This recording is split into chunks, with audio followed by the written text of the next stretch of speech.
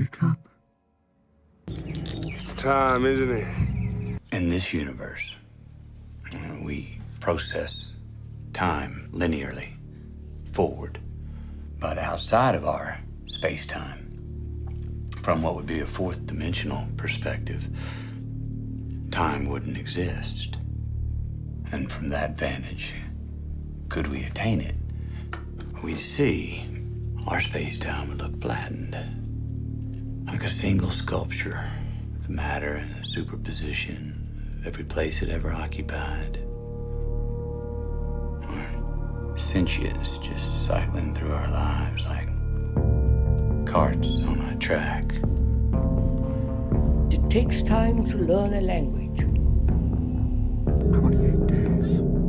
It takes time to learn how to drive a car. 6 hours. It takes time to learn mathematics. 42 minutes. It takes time to learn certain specialities. 12 seconds. That same idea, same thought says it will take time for me to evolve, to be good. Is there such time?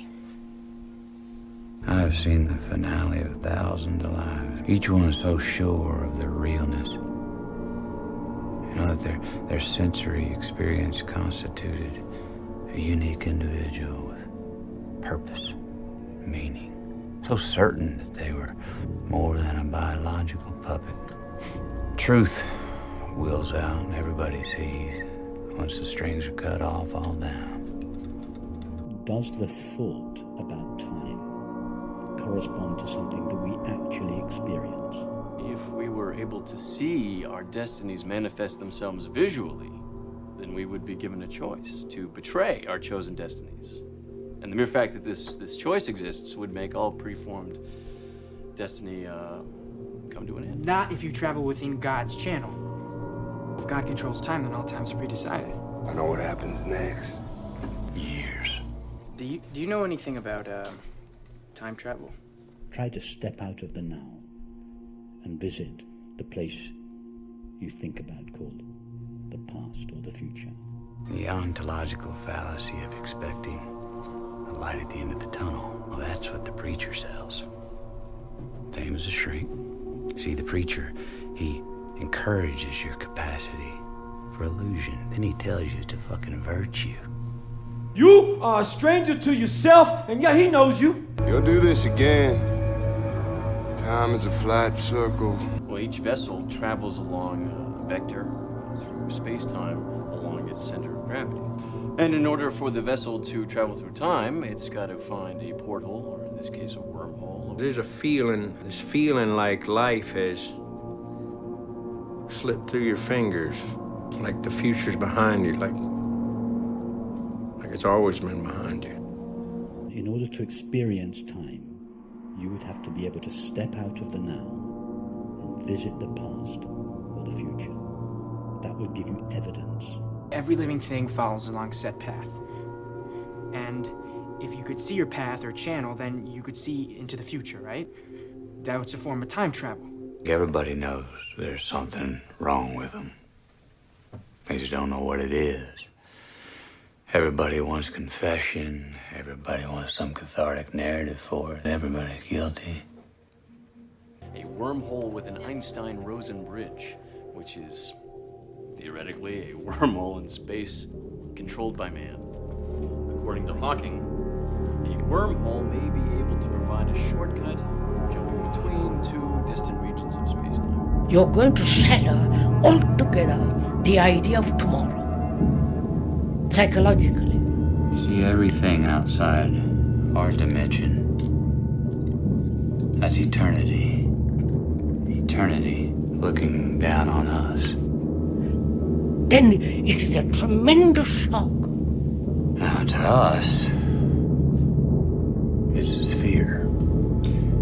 But to them, it's a circle. So in order to travel back in time, you have to have a big spaceship or something that can travel faster than the speed of light and be able to find one of these wormholes. Time appears in our thoughts. solution of my whole life was right under my nose. I was watching everything else. I understand that now. Nothing is ever over. If we try to go from the thought about time to the actual experience of time and ask ourselves, how do I experience time?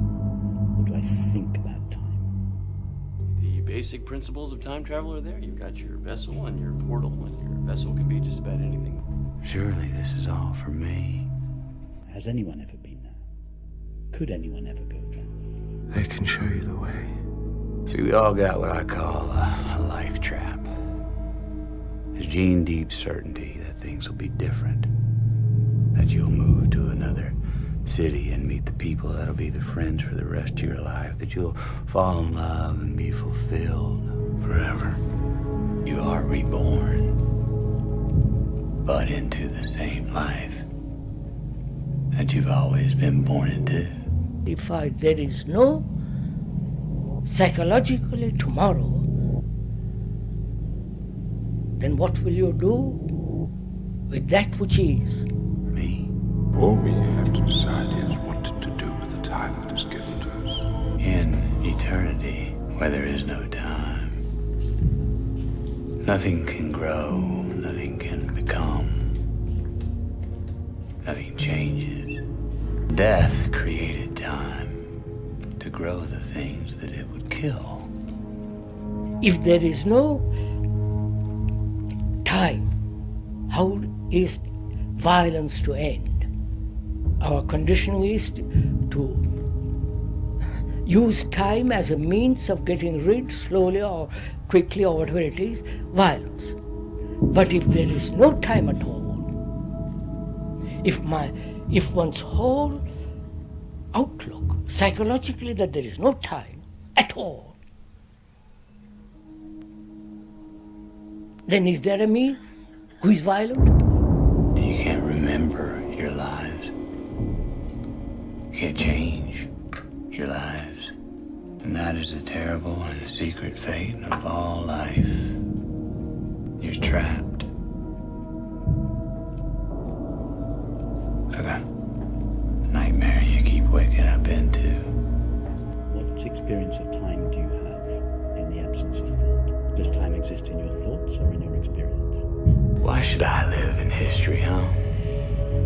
Someone once told me time is a flat circle. Everything we've ever done or will do, we're gonna do over and over and over again. Would your thoughts be wrong? Yes. That is when the world will end. And again. The me is put together through time. The me is violence, is time. But if there is no time as thought, as me, which is the process of tomorrow, then there is nothing, there is no violence. And again. You just gotta be honest about what can go on up here. A locked room. We can think about the past. The past appears in our thoughts. It's the only place the past appears is in thought. Everybody think they gonna be something they not. Everybody think they got this big plan.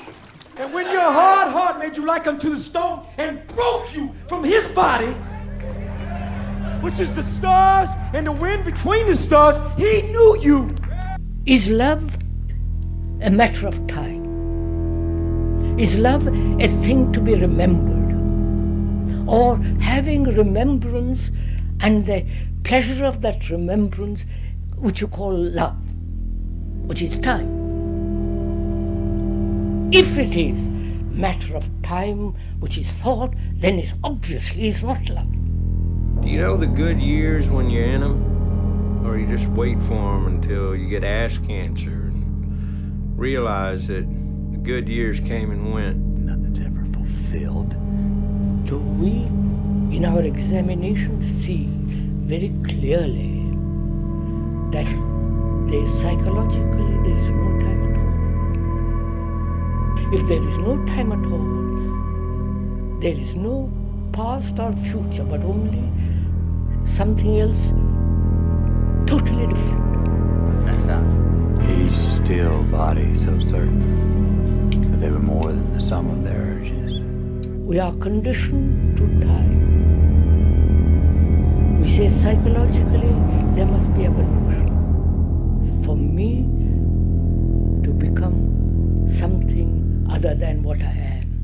All the useless spinning, tired mind, collisions of desire and ignorance. And when you deny, when you see the truth of the fact that time is an invention of thought because thought itself has brought this time, then there is an ending of the past and the future. This is what I mean when I'm talking about time and death and futility. There is only this sense of timeless movement now. It's really extraordinary if you understand this. You look in her eyes. Me, I. You know what you see? They welcomed it. Right there in the last instant. It's an unmistakable relief. See, because they were afraid. And now they saw for the very first time how easy it was to just let go. Whatever experience